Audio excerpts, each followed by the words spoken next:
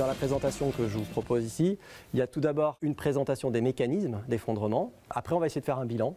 Donc on va essayer de comprendre quelle est la situation actuelle. Mais on ne va pas s'arrêter là, on va aussi derrière essayer de se poser la question du quoi faire face à ces constats. Alors remarquons d'abord qu'il existe plusieurs types d'effondrement de civilisation. Alors il y a deux classes importantes, il y a des effondrements de type structurel et des effondrements de type biophysique. Alors il y en a d'autres, hein. Là c'est on va dire les effondrements les plus importants. Alors, l'effondrement de type structurel consiste en fait en une simplification rapide des structures sociétales. Alors ici, les structures sociétales, on va les comprendre en termes de culture, mais aussi en termes d'institutions.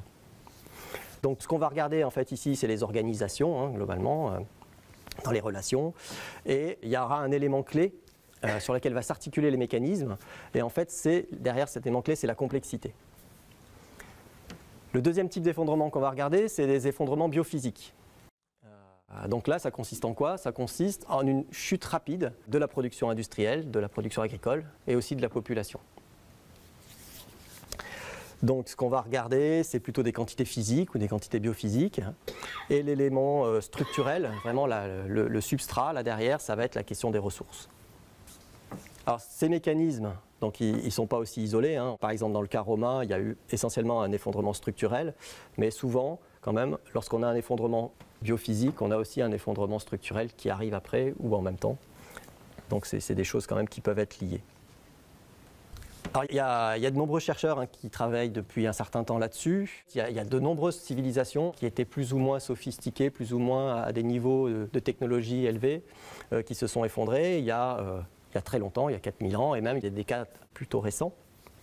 Si vous voulez connaître un peu mieux ces civilisations, je vous invite à lire le livre de Jared Diamond, qui s'appelle Collapse, dans laquelle donc l'auteur essaie de comprendre pourquoi est-ce qu'un certain nombre de civilisations se sont effondrées et pourquoi d'autres ont réussi à se maintenir. On va d'abord commencer à comprendre les mécanismes qui sont liés aux effondrements structurels. Alors les travaux qui sont de notre point de vue les plus pertinents là-dessus, c'est les travaux de Joseph Tainter qui ont permis de formaliser ça et d'essayer de comprendre un peu les mécanismes. Alors ça repose sur la notion de complexité. Donc cette notion de complexité correspond en fait à un niveau d'intégration et un niveau de contrôle des comportements, mais il y a aussi derrière une idée qui a une diversification et une spécialisation du système. Donc il y a vraiment ces deux composantes qui sont importantes. Alors pour Tainter, une société, c'est en fait une structure qui est là pour résoudre des problèmes. Et son constat, c'est que ces sociétés ont une tendance irrémédiable à se complexifier dans le temps. Tout simplement parce qu'on est sans arrêt confronté à de nouveaux problèmes, et donc pour résoudre les problèmes, on va rajouter des choses, on rajoute des couches, des institutions, on rajoute des technologies, donc qui complexifient le tout.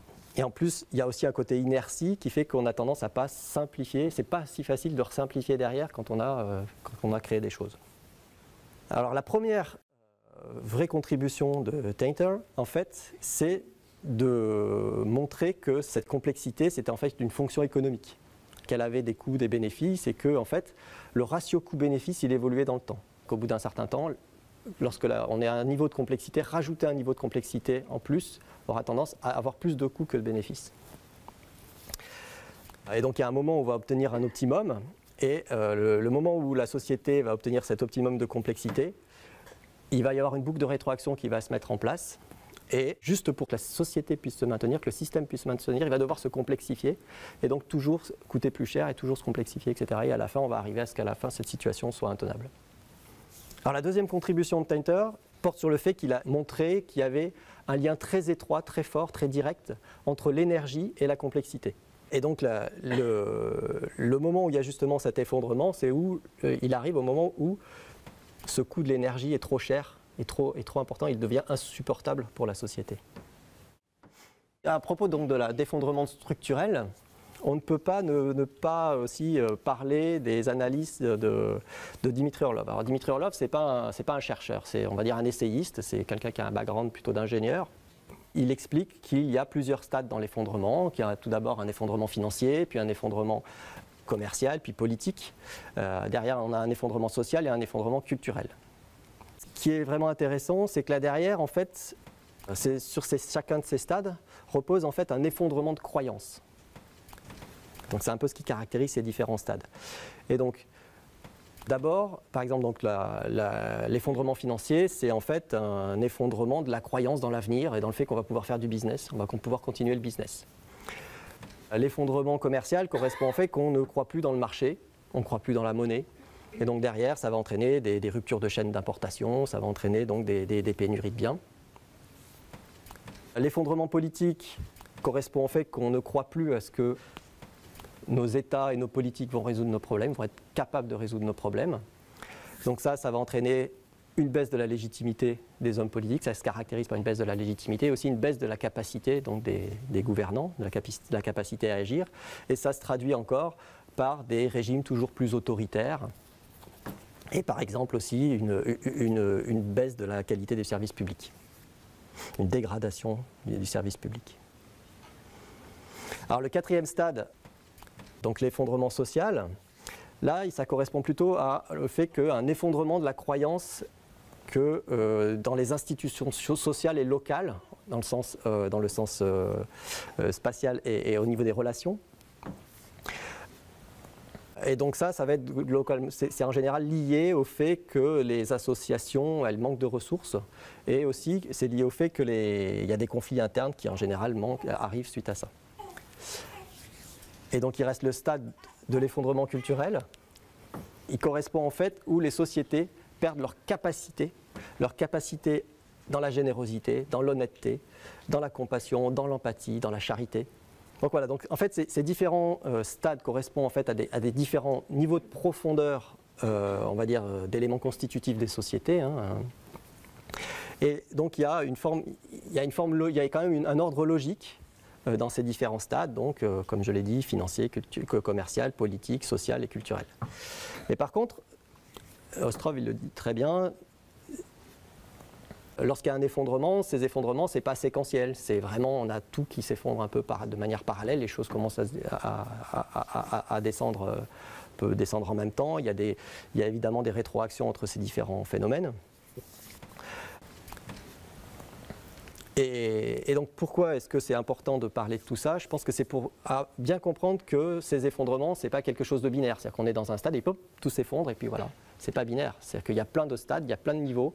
Et quand on est déjà à un certain stade, on peut aller encore plus bas.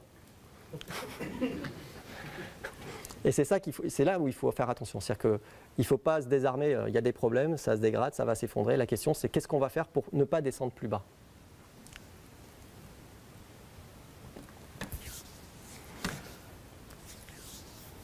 Alors maintenant, on va basculer sur les effondrements biophysiques. On va essayer de comprendre les phénomènes qu'il y a derrière et les mécanismes.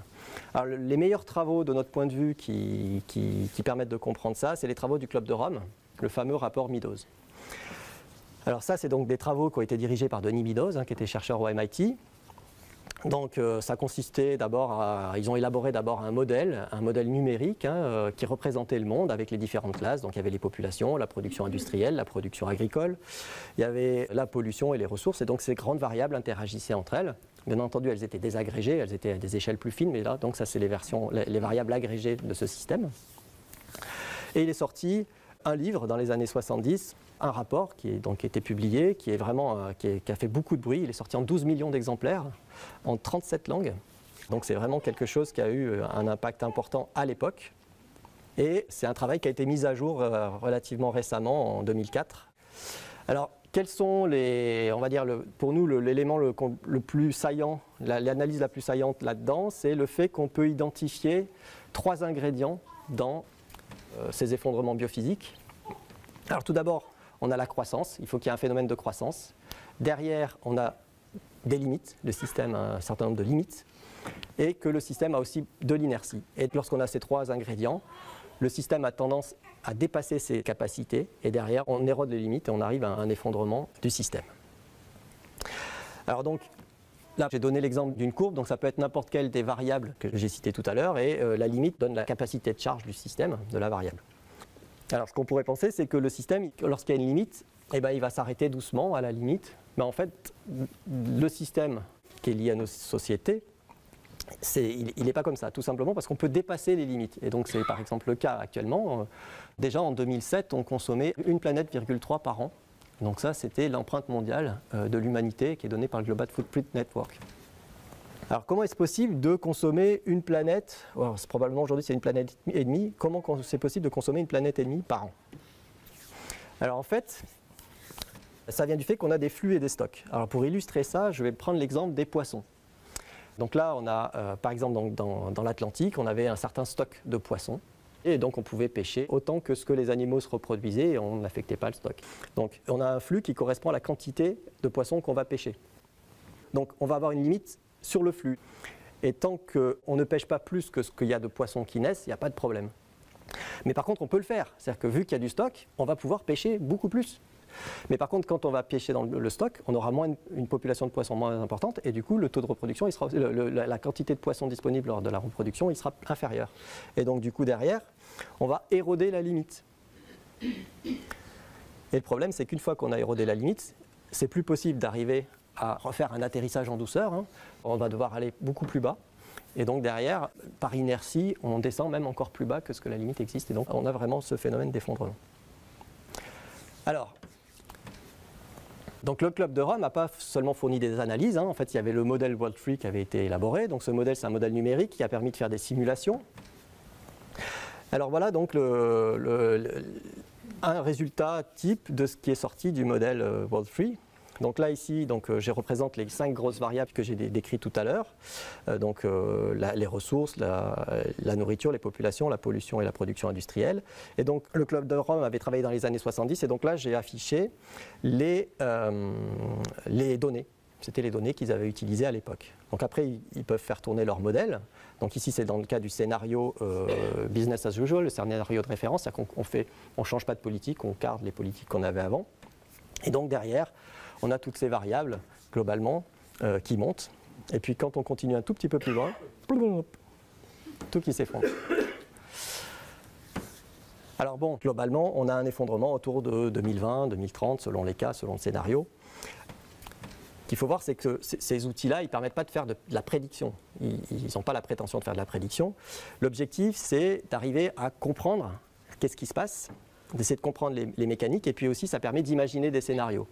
Alors le genre de scénario qu'ils ont exploré, par exemple, c'est donc de dire on va probablement découvrir de nouvelles ressources. Par exemple, on a découvert, et c'est vrai, plein de ressources fossiles, mais on avait quand même le système qui s'effondrait derrière, à cause principalement de crises de pollution derrière. Alors, on a tendance à croire aussi que la technologie va nous sauver, donc eux, ils ont aussi essayé des scénarios qu'on appelle hyper technologiques. Et donc là, ils avaient vraiment une volonté d'essayer de voir si s'ils étaient capables d'arriver à trouver des scénarios dans lesquels il n'y avait pas un effondrement, mais une stabilisation de la population. Donc ils ont quand même réussi, mais ça a été assez dur, visiblement. Mais donc ils y arrivent dans un cas où ils font des hypothèses de ressources abondantes, et en plus des hypothèses hyper optimistes où on arrive à inventer les technologies qu'il faut, et puis surtout à les développer, à les déployer dans les temps qu'il faut. Etc. Bon. Alors, dans ce genre de modèle, ils arrivent à stabiliser la population, hein, même si c'est laborieux. Par contre, on remarque qu'on a quand même une chute de la production, hein, donc il y a quand même une chute de la production industrielle, c'est-à-dire qu'il y a une baisse du niveau de vie, entre guillemets. Et surtout, il y a une explosion des coûts, en fait, qui n'apparaissent pas ici. Ces genres de modèles ont des limites, hein, et ces limites-là, en fait, ce modèle-là, il ne prend pas vraiment en compte les phénomènes d'effondrement que définit Tainter, d'effondrement structurel lié à la complexité. Et on peut clairement imaginer que dans une telle configuration, on se retrouve dans un cas où les mécanismes décrits par Tainter pourraient se déclencher et on arriverait de toute façon à un effondrement de type structurel. Donc voilà, donc ces modèles, ils ne sont pas censés prédire l'avenir, ils sont censés nous donner un ensemble de choix. Par contre, ils permettent de voir qu'est-ce qui est peu probable. On est capable de voir si on se rend compte si les scénarios sont probables ou pas. Et malheureusement, la conclusion de tout ça, c'est qu'il sera peu probable qu'on arrive à éviter un effondrement, c'est-à-dire une diminution très forte de la production industrielle, production agricole et de la population au cours du XXIe siècle. Alors où en sommes-nous ?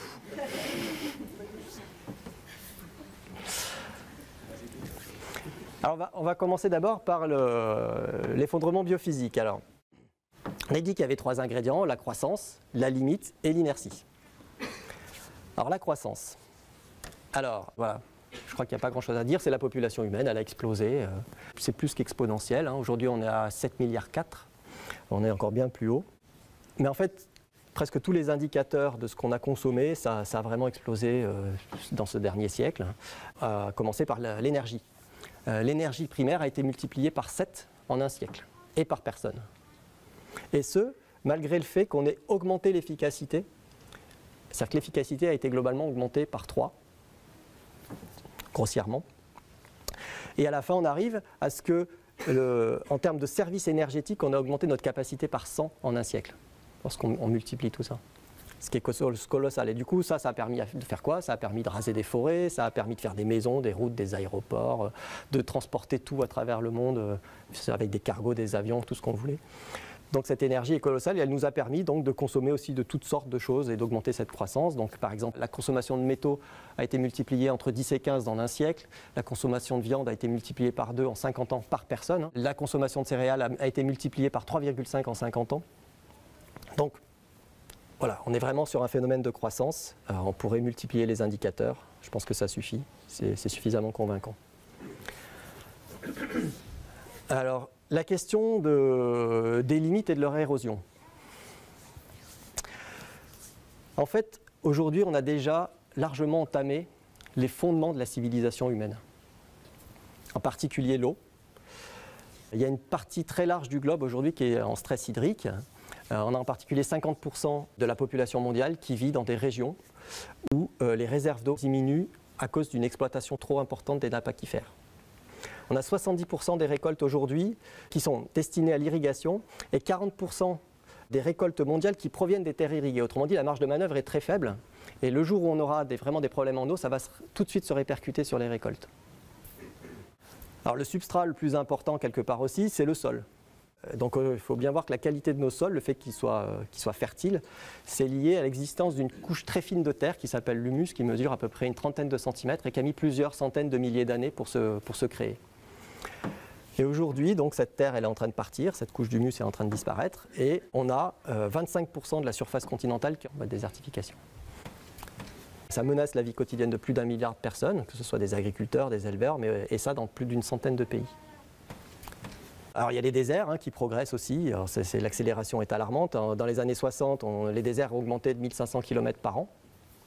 Aujourd'hui, on est autour de 3600 km par an d'extinction des déserts.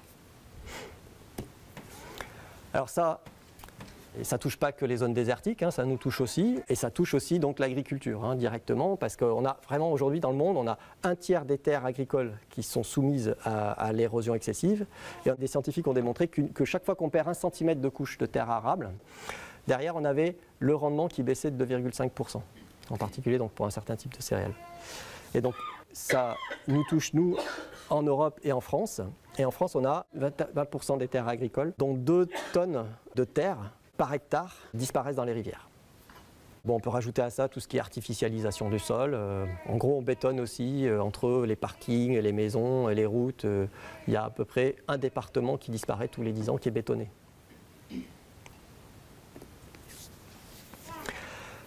Alors, troisième, on va dire, élément ici, c'est le climat.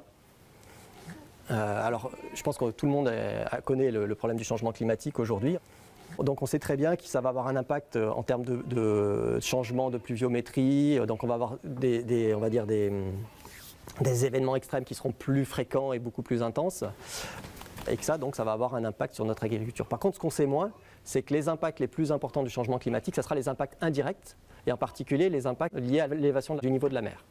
Donc en fait, là, quand on lit les analyses de Lester Brown, il spécifie par exemple que l'élévation d'1 mètre du niveau de la mer impliquerait que 50% des rizières du Bangladesh seraient submergées. Au Vietnam, le delta du Mékong serait submergé.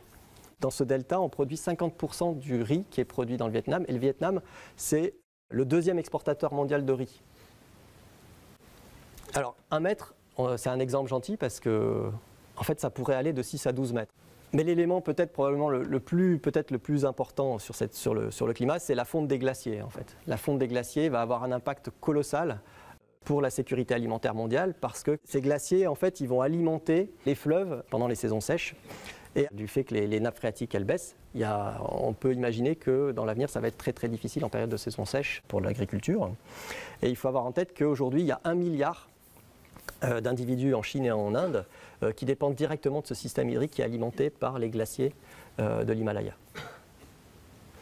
Donc ça nous affectera aussi, hein, parce que par exemple les Alpes, hein, tous les glaciers du monde sont concernés, ils sont en train de fondre presque à vue d'œil. Et donc ça va nous toucher aussi en Europe et en France.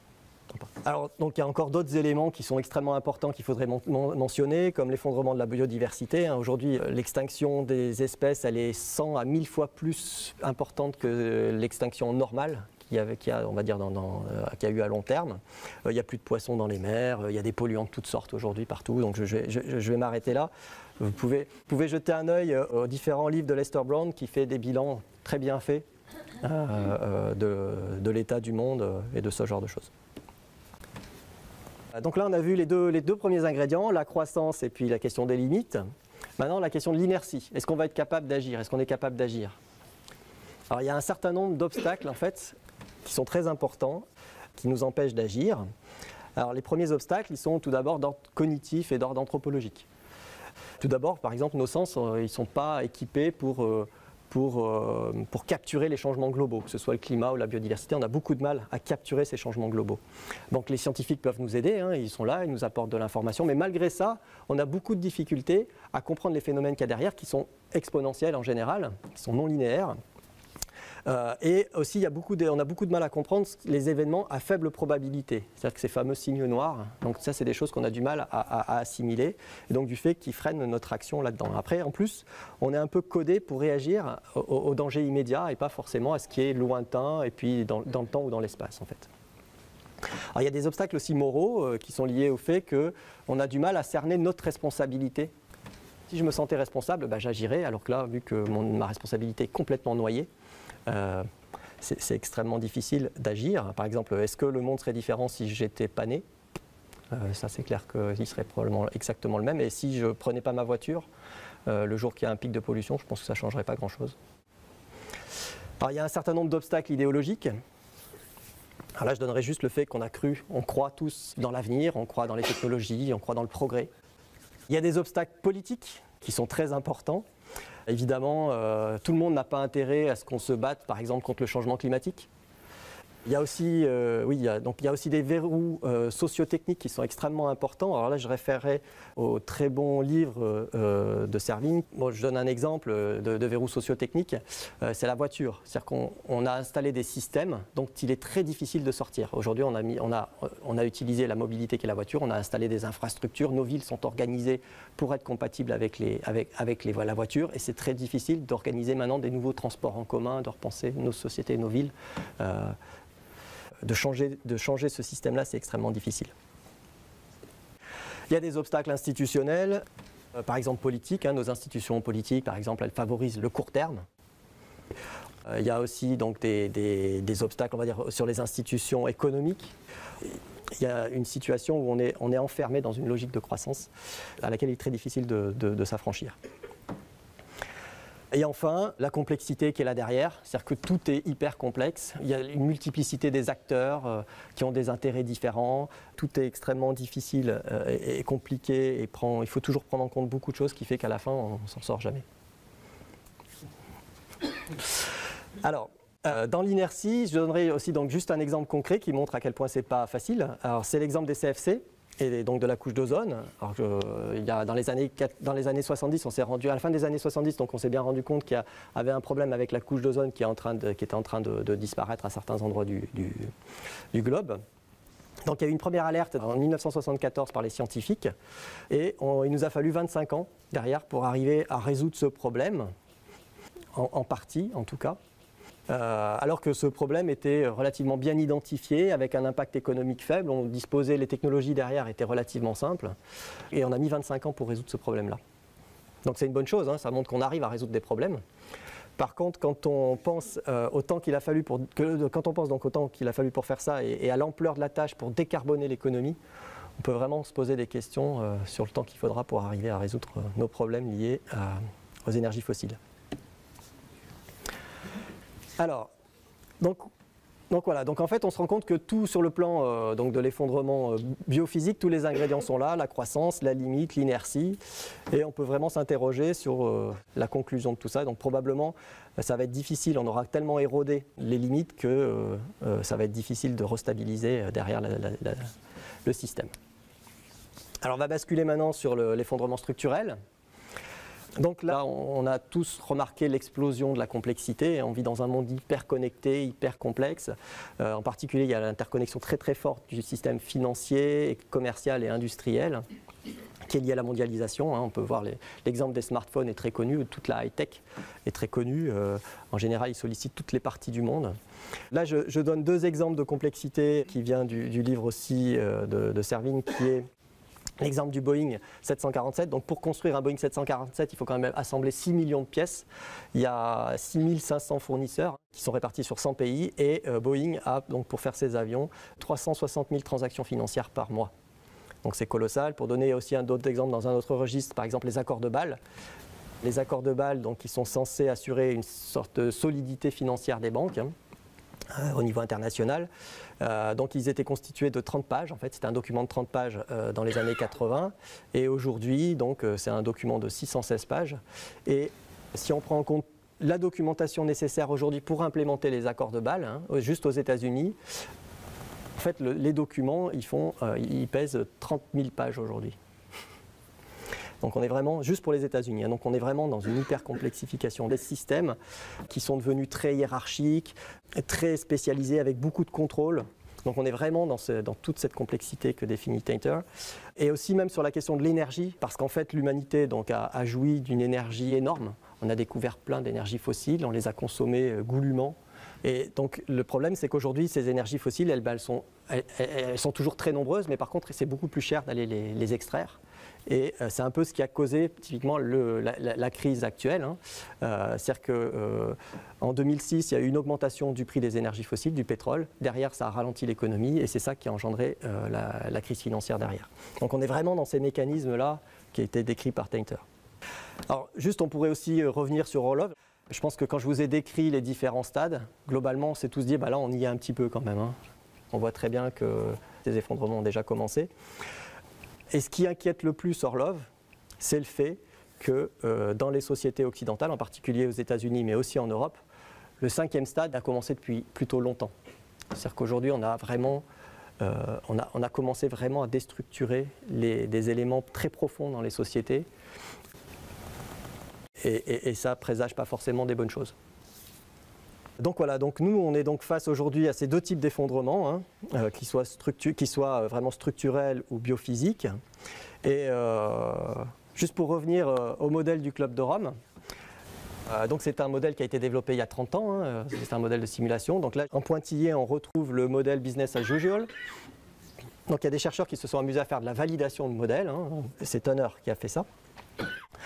Et on remarque que lorsqu'on continue à tracer les données sur la simulation, ça matche très bien. Et Denis Midos conclut sur le fait qu'il est désormais trop tard pour le développement durable. Denis Midos était l'auteur du Club de Rome, la personne qui a dirigé le groupe de recherche. Alors, donc c'est joli toutes ces courbes-là, mais ça reste quand même un peu abstrait. Et je pense que pour agir, on a quand même besoin aussi de comprendre comment tout ça, ça va se manifester en pratique de manière concrète. Alors ça, Lester Brown, il fait des analyses vraiment intéressantes là-dessus, en tout cas très détaillées, très poussées. Et en particulier, il montre que ça va se manifester sous 3 formes. Tout d'abord, il va y avoir une émergence d'une géopolitique de la pénurie alimentaire. Il va y avoir des tensions croissantes et des États défaillants. Et enfin, on va devoir faire face à des flots grandissants de réfugiés. Bien entendu, ces 3 composantes, elles interagissent, il y a des effets de rétroaction entre eux qui vont amplifier les choses. Lorsqu'il y a un État qui est défaillant, il va y avoir des flots de réfugiés dans un autre pays qui va déstabiliser l'autre pays, etc. Donc juste un chiffre quand même là que je donne, c'est que c'est assez inimaginable. Aujourd'hui, en 2016, il y a à peu près 1 personne sur 100 dans le monde qui est un réfugié. Alors, je n'ai pas le temps de détailler tous ces trois éléments donnés par Lester Brown. Je vais juste faire un tout petit focus très rapide sur les États défaillants. C'est un exemple parlant. Donc, il y a un journal qui s'appelle le Foreign Policy et un think tank qui s'appelle The Fund for Peace qui développe, qui maintient un indicateur des États défaillants, un indice des États défaillants. Alors cet indice, en fait, ça fait un certain temps qu'il est développé, donc on peut voir ça dans la durée aujourd'hui. Donc ce que j'ai mis en rouge ici, foncé, c'est les pays qui sont censés être défaillants, vraiment défaillants, qui sont dans une situation extrêmement critique. Et on a aussi des pays qui sont considérés comme étant dans un état très critique. Et ce qu'on se rend compte, c'est que dans le temps, globalement, on a une augmentation du nombre de ces pays, que ce soit le nombre d'États défaillants ou le nombre d'États qui sont en situation critique. Et on peut voir ici par exemple que l'Irak et le Nigeria, qui font partie des plus gros producteurs de pétrole dans le monde, donc en 2012 ils étaient 4e et 5e producteurs de pétrole dans le monde, et par exemple que le Pakistan, il détient l'arsenal nucléaire. Donc on peut imaginer la fragilité de tout ça le jour où tout ça va se dégrader. En termes de dynamique, qu'est-ce que ça va donner? Donc, ce qu'il faut bien avoir en tête, c'est qu'un effondrement, c'est un processus. Et en fait, ça va être en fait une succession de chocs avec des paliers. Donc, ces chocs peuvent être plus ou moins violents, des paliers plus ou moins longs. Et il y a une sorte de dynamique, il y a quelque chose qui va créer de l'entraînement et ça peut être plus ou moins rapide du coup. Alors, ce processus, il sera hétérogène, c'est-à-dire qu'il ne va pas arriver au même moment. De la même façon, donc il n'y aura pas les mêmes déclencheurs et ça ne va pas avoir donc la même profondeur dans tous les endroits du globe. Et un autre caractère très important, c'est qu'on est dans des situations vraiment imprévisibles. Autre chose qu'il faut avoir en tête, c'est que bon, il y a eu plein de civilisations qui se sont effondrées, mais par contre c'est la première fois que c'est global pour toute la planète et que c'est sur tous les fronts. Et aussi, ce qui est pour la première fois, c'est que les risques d'impact pourraient être irréversibles et qu'ils ont une intensité majeure. C'est par exemple pour le cas du changement climatique ou des catastrophes nucléaires. Par exemple, vous imaginez bien que si nos civilisations s'effondrent au stade 4 ou 5, nos centrales nucléaires aujourd'hui, on ne pourra pas les entretenir comme il faut et qu'il pourrait très bien se passer des catastrophes nucléaires importantes. Alors, quoi faire ? Alors, ce qu'il y a, c'est que nous sommes en fait en train de détruire la possibilité d'avoir une vie digne, sous-entendu pour tous. Ça, c'est quelque chose qu'il faut garder en tête. Et donc l'option actuellement choisie par les puissants, donc j'entends puissants, on va dire les grands États, les multinationales, voire des individus, on peut penser aux 1% qui détiennent l'essentiel des richesses aujourd'hui. Leur option choisie peut se résumer à chacun pour soi, tirer son épingle du jeu à tout prix. Et on va dire en pratique, ça va se concrétiser par essayer de renforcer sa richesse pour essayer d'augmenter ses chances. Donc ça, c'est un choix. Ce choix, il peut être motivé, justifié, à bon ou mauvais escient. Ils peuvent être motivés, par exemple, par le fait qu'il y a un imaginaire qui est que l'homme, dans sa nature, par nature, est profondément égoïste, qu'on n'a que ce qu'on mérite, que de toute façon, c'est la loi du plus fort qui prédomine. Ce qu'il faut penser, c'est que probablement, c'est une stratégie qui peut, c'est même pas sûr, profiter à ces 1%. Mais par contre, ça va fortement dégrader les conditions de vie, de survie des 99 autres %. Alors, si on ne se résout pas à ça, il nous semble important de se poser la question d'agir alors donc dans quel objectif. Et donc la seule réponse qui me paraît faire du sens, c'est donc minimiser la souffrance pour tous et partout. Mais ça, ce n'est pas la science qui nous donne cette réponse. Ça, c'est une question de valeur. La science, elle peut nous permettre par contre, une fois qu'on a choisi une direction, de voir comment on peut atteindre, à la rigueur, l'objectif qu'on s'est fixé et essayer de l'atteindre au mieux. Mais ce n'est pas la science qui va nous dire qu'est-ce qu'il faut qu'on fasse. Donc en fait, ce qui va être douloureux, c'est la descente. C'est-à-dire qu'une fois que l'effondrement il aura lieu, on peut penser que ça ira mieux. Et donc pour éviter la souffrance pendant la descente, il faut absolument minimiser la violence des chocs. Donc ça, c'est une question d'amplitude derrière et de vitesse. Et il faut aussi essayer de ne pas descendre trop bas dans les stades d'effondrement. Donc ça, c'est donc des questions d'inertie derrière. Alors, le pas descendre trop bas, ça va être à la fois sur les questions de structure sociétale, hein, donc je l'ai mentionné, il faut essayer de se débrouiller pour que l'effondrement social et culturel n'ait pas lieu, ou le moins possible, hein, on essaie d'aller le moins profondément possible là-dedans, donc essayer de s'arrêter au stade 3 d'Orlov. Et pour l'environnement, il faut éviter d'arriver au scénario du pire, hein, en particulier par exemple pour le climat. Donc le GIEC, ça fait un certain temps qu'il existe, hein, qui génère des documents, et on est toujours dans les pires scénarios. C'est-à-dire qu'au fur et à mesure qu'on avance, on est dans les pires scénarios. Et aujourd'hui, il y a un certain nombre de chercheurs qui ont fait des scénarios où on est arrivé à une augmentation de température de plus de 7 degrés en moyenne globale en 2100. Pour arriver justement donc à agir comme il faut, il nous semble important d'adopter donc une démarche d'adaptation, et d'abord la première chose à faire, c'est d'accepter l'effondrement, d'accepter l'inévitable. Tenter de conserver le système actuel est probablement vain et probablement contre-productif. C'est-à-dire que l'idée qu'il y a derrière, c'est que plus l'effondrement sera retardé et plus il risque d'être violent. On pourrait tenter, en tout cas certains sont tentés, d'essayer de préserver le système en améliorant son efficacité. Alors là, il faut se méfier de ça, et en particulier lorsque l'efficacité est directement accolée à une baisse des coûts, où l'objectif quelque part c'est de réduire les coûts. En général, lorsqu'on augmente l'efficacité dans cette vision-là, on a tendance à augmenter la complexité, à spécialiser, à augmenter, à avoir du contrôle, et donc on aura tendance à rigidifier les choses. Et donc là derrière, on a tendance à diminuer la résilience du système. Et donc un exemple typique, hein, c'est que l'économie, pour s'optimiser aujourd'hui, pour baisser les coûts et pour essayer d'être plus efficace, on a supprimé les stocks. Aujourd'hui, on a une économie à flux tendu. Et le problème, c'est que le jour où il y a des problèmes, on arrive très vite en rupture de stock et en pénurie et en pénurie de biens. C'est le cas par exemple pour les médicaments. Il y a eu quelques alertes l'été dernier où des associations et des agences alertaient les pouvoirs publics en disant qu'au niveau du médicament, on est dans une situation critique parce qu'il n'y a plus de stock. Voilà, alors pourquoi est-ce que c'est important d'être résilient? C'est parce que le monde est complètement imprévisible aujourd'hui et qu'il va falloir arriver à avoir des systèmes qui s'adaptent le plus vite possible, à moindre coût, et donc qui soient le plus souple possible.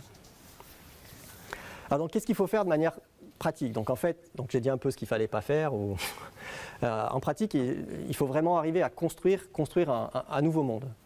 Donc ça veut dire construire des nouvelles institutions au sens large, hein, et ces institutions, il faut qu'elles nous permettent à la fois de décider ensemble et d'agir ensemble. Donc, dans l'agir ensemble, il y a la question de la production, la question de l'échange. Donc ça peut se manifester sous la forme de développer des monnaies locales, mettre en place des réseaux de distribution comme les AMAP, développer la permaculture au niveau de la production, etc. Donc il y a plein de nouveaux systèmes qu'on peut créer. Et donc ces institutions, elles doivent avoir un certain nombre de propriétés, c'est très important. On doit vraiment viser à ce qu'elles vérifient ces propriétés qui sont résilience, simplicité et polyvalence. Il faut aussi qu'elles soient en phase avec les limites environnementales et qu'elles se localisent à des échelles adaptées, la plus petite possible. Il faut enfin que ce qu'on va créer soit le plus déconnecté possible du système dominant, parce que lorsque les choses vont s'effondrer, il faut qu'elles puissent tenir et qu'elles ne s'effondrent pas avec. Donc voilà, mais construire des institutions, ça ne suffira pas, hein. Il faut aussi construire un nouvel imaginaire. Alors ça, on a du mal en général à penser l'importance de ces imaginaires, le poids que ces imaginaires ils ont dans nos vies, dans nos comportements, dans notre vie quotidienne et même dans nos institutions. Alors que le poids, il est phénoménal en fait. Autre chose, on a aussi tendance à penser que nos valeurs et donc nos imaginaires sont universels, qu'ils sont partagés, qu'ils ont toujours été les mêmes. Mais en fait, c'est complètement faux, hein. Et donc, juste, je vais donner quelques exemples qui permettent de comprendre à quel point ces valeurs, elles peuvent structurer la société et elles ont des poids. C'est par exemple donc, la question de l'usure. Pendant une très longue période de l'histoire, l'usure était considérée comme un des plus grands fléaux, les plus grandes plaies de l'humanité. Et on essayait vraiment de la combattre violemment. Aujourd'hui, l'usure, ça nous paraît être quelque chose de positif. C'est ce qui permet l'investissement, c'est quelque chose c'est complètement légitime. La privatisation du bien commun a été longtemps considérée comme complètement inimaginable. En Inde, aujourd'hui encore, on n'est pas propriétaire des terres. Un autre exemple, ça peut être la Grèce ancienne, hein. Élire un chef à qui on donne beaucoup de pouvoir pour diriger la cité, ça leur paraîtrait complètement crétin en fait. C'est-à-dire que pour eux, la démocratie, elle ne pouvait être que directe, via du tirage au sort, Et il n'y avait que quelques magistrats un peu spécifiques qui pouvaient être élus, mais ça correspondait à un contexte très particulier. Et ils allaient même plus loin, c'est-à-dire qu'ils pensaient même que, par exemple, l'expertise